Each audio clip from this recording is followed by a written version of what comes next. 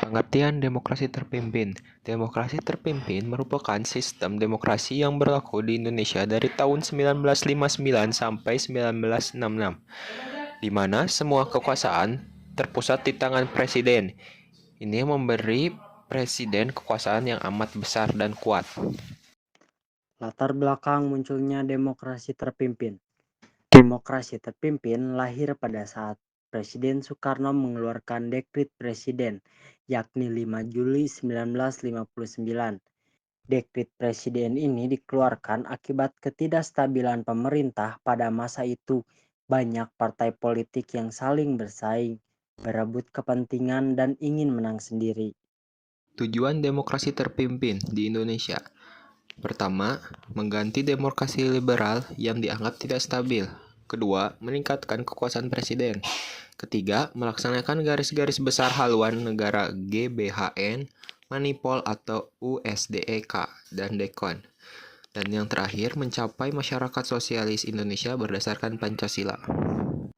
Ciri-ciri dari demokrasi terpimpin. Yang pertama adalah sentralisasi kekuasaan. Semua kekuasaan terpusat pada satu tokoh, biasanya presiden. Yang kedua adalah dominasi partai tunggal. Satu partai politik memegang kendali penuh atas pemerintahan. Yang ketiga, pembatasan kebebasan. Kebebasan berbicara, pers, dan berserikat dibatasi. Yang keempat adalah peran militer yang besar.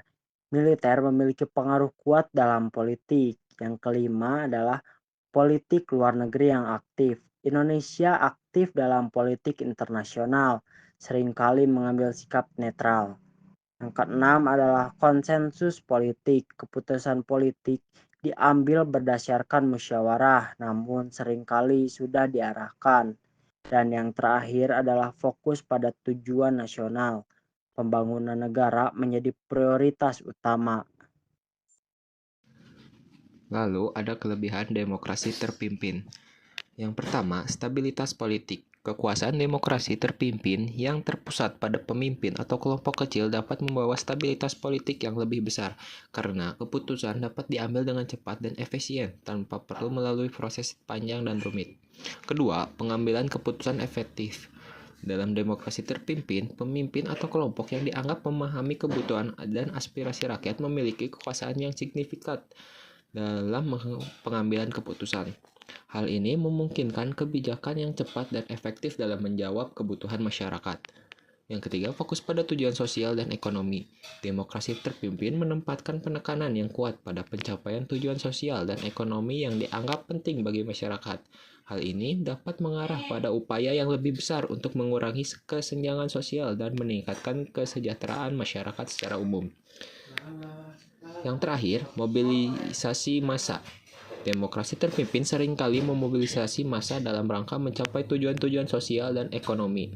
Partisipasi aktif masyarakat dapat memberikan kekuatan dan dukungan yang lebih besar untuk melaksanakan program-program pemerintah. Kekurangan demokrasi terpimpin. Yang pertama, kekurangan kebebasan politik. Demokrasi terpimpin dapat membatasi kebebasan politik, termasuk kebebasan berpendapat, kebebasan pers, dan kebebasan berserikat. Kritik terhadap pemerintah seringkali ditindas dan oposisi politik dibatasi. Yang kedua adalah konsentrasi kekuasaan. Dalam demokrasi terpimpin, kekuasaan cenderung berpusat pada pemimpin atau kelompok kecil yang berkuasa.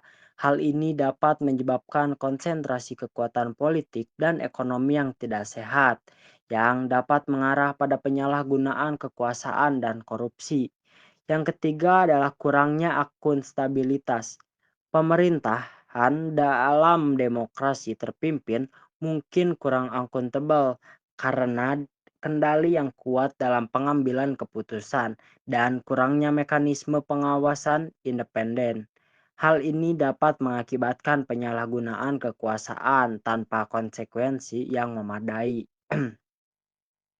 Berikut yang keempat atau yang terakhir adalah kurangnya pluralisme politik. Demokrasi terpimpin seringkali membatasi partai politik dan oposisi yang dapat beroperasi secara efektif. Dominasi partai tunggal atau kelompok politik yang kuat dapat menghambat munculnya alternatif politik dan pluralisme dalam sistem politik. Lalu, ada dampak negatif dari demokrasi terpimpin. Yang pertama, power presiden yang terlalu besar. Dampak negatif pertama dari perubahan sistem pemerintahan menjadi demokrasi terpimpin adalah adanya kekuasaan presiden yang terlalu besar. Walau hal ini pada awalnya digunakan untuk mengendalikan negara dan mengambil keputusan secara tepat tanpa terpengaruh partai, namun kekuasaan ini menjadi seperti tidak terbatas hingga presiden bisa membentuk kebijakan yang baru. Kedua, jabatan presiden seumur hidup. Dampak buruk lainnya adalah pemberlakuan jabatan presiden seumur hidup yang tidak sesuai dengan bentuk negara. Indonesia merdeka dan terbentuk sebagai negara demokrasi, sehingga harusnya kekuasaan presiden dibatasi dan digantikan setiap beberapa tahun.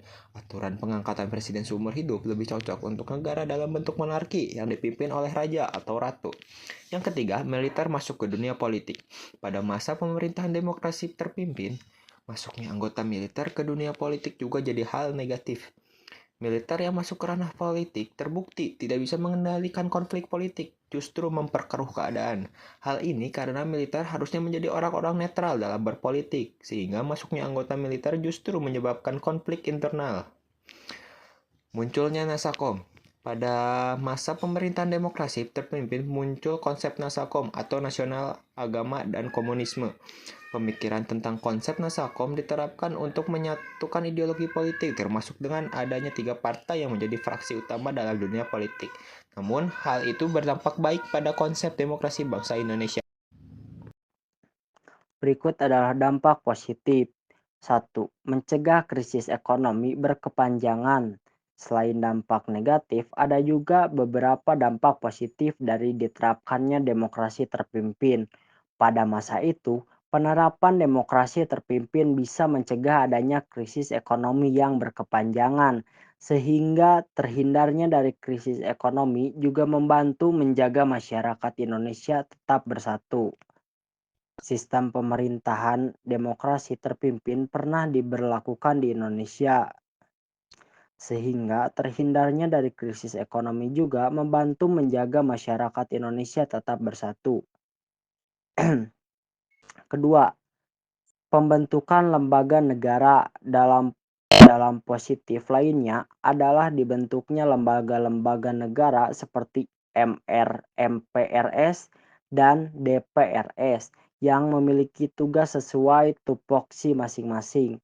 Yang ketiga adalah diberlakukannya Undang-Undang Dasar 1945.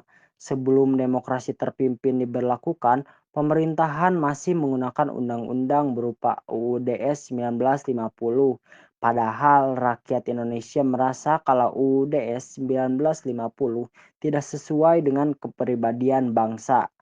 Nah, pada masa demokrasi terpimpin UUD 1950 sudah tidak berlaku lagi dan dikembalikan ke Undang-Undang Dasar 1945. 4. Penguatan negara. Penguatan negara juga terjadi pada masa demokrasi terpimpin berkat diberlakukannya kembali Undang-Undang Dasar 1945. Dengan begitu, Presiden Soekarno bisa melakukan banyak pembaharuan dalam berbagai bidang. Yang terakhir, ada akhir dari demokrasi terpimpin.